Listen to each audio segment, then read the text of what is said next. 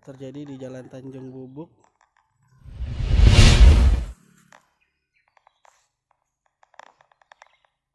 Kota Palembang.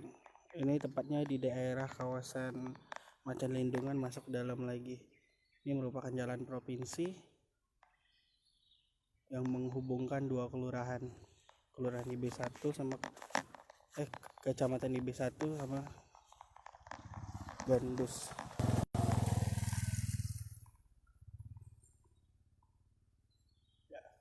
Menurut penuturan warga, jalan ini parah banget ya, jalan berlubang sekali. Menurut penuturan warga, jalan ini sudah 2 tahun rusak, namun belum ada gerakan dari pemerintah setempat atau terkait itu untuk memperbaiki jalan ini.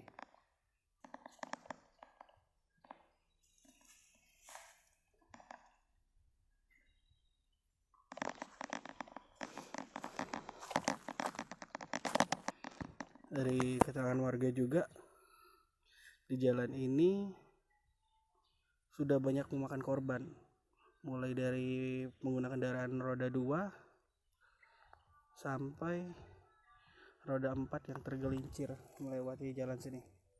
Bahkan hampir sempat juga ada